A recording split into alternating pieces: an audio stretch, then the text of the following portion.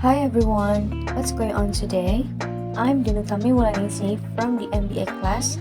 Today, I will show you my mind mapping about corporate finance and what I learned in this course for one semester at Ipmi International Business School. This is the table of content or mind mapping for this video.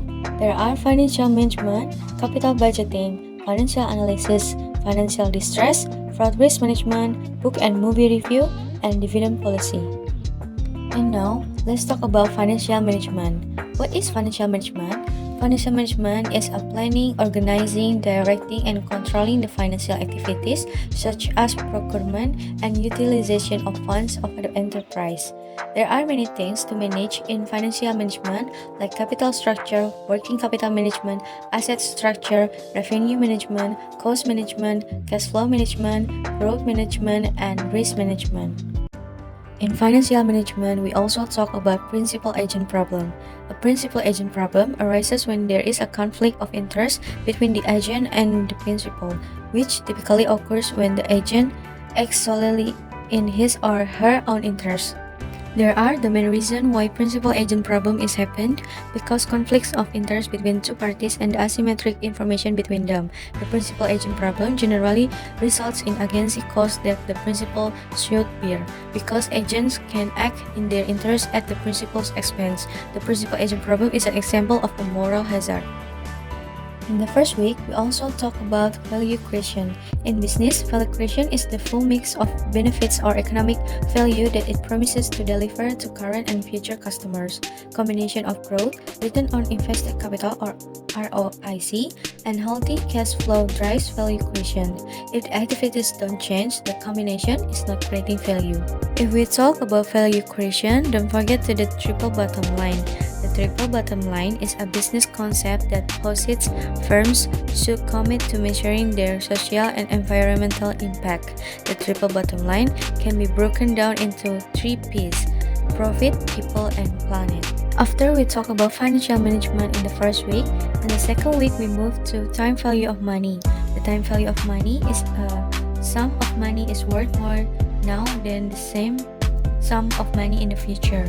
Time value of money is an important concept to investors because a dollar on hand today is worth more than a dollar promised in the future. If we talk about time value of money, we must know about Rule 72.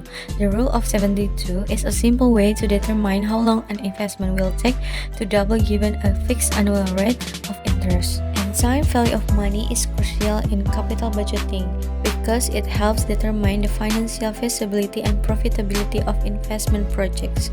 Why do we need to discuss capital budgeting? Capital budgeting is a method of estimating the financial viability of capital investment over the life of the investment. Capital budgeting involves identifying the cash inflows and cash outflows rather than accounting revenues and expenses flowing from the investment. There are several capital budgeting analysis methods that can be used to determine the economic feasibility of a capital investment. They include the payback period, net present value, profitability index, and internal rate of return. In the third week, we discuss financial analysis. Financial analysis has the objective of evaluating the financial performance of a company and can determine whether the company is healthy or not healthy. Before analyzing the financial condition of a company, we need a financial statement from the company. The 3 main financial statements are the income statement, balance sheet, and cash flow statement. After we see the financial statement of a company, then we can do a ratio analysis. Common ratio include profitability ratio like gross profit margin, net profit margin, ROA, ROE. Liquidity ratio like current ratio, quick ratio, and leverage ratio like debt ratio times interest ratio. And activity ratios like total asset turnover and fixed asset turnover. And the last is market ratio like dividend yield and earning per share. Ratio analysis helps in benchmarking against industry standards and identifying strengths and weaknesses. In the next week, we discuss financial distress and how it affects the company. Financial distress is a situation where an individual's or company's financial condition leaves them struggling to pay their bills, especially loan payments due to creditors. Severe prolonged financial distress might eventually lead to bankruptcy. If you want to solve the financial distress, you can use financial restructuring.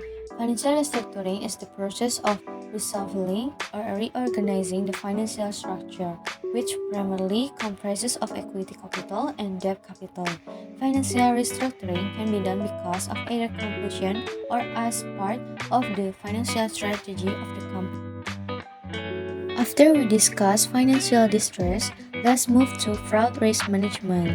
Before we talk about fraud risk management, we must also know about financial shenanigans. What is that? Financial shenanigans refer to the deliberate manipulations of financial data or the use of unethical practices by individuals or companies to deceive investors, regulators, and other stakeholders. These deceptive practices are typically aimed at creating a false impression of a company's financial health or performance, thereby misleading those who rely on accurate financial information to make informed decisions. These are 7 shenanigans: recording revenue too soon, recording bogus revenue, boosting income with one-time gains, shifting current expenses to a later or earlier period, failing to disclose all liabilities, shifting current income to a later period, and shifting future expenses into the current period. We have finished discussing financial shenanigans. Next discussion is fraud risk management.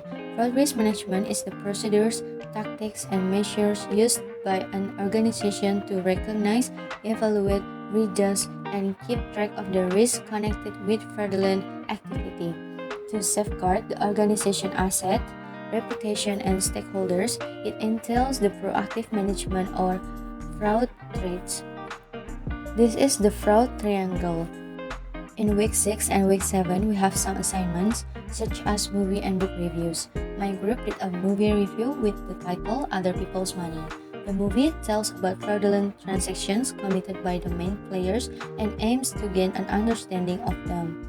For the book review, we use a book titled Profit from the Panic by Adam Coe. In this book, we can learn how to identify market tops, turning points, and bottoms, and how to find great undervalued stocks amidst the chaos.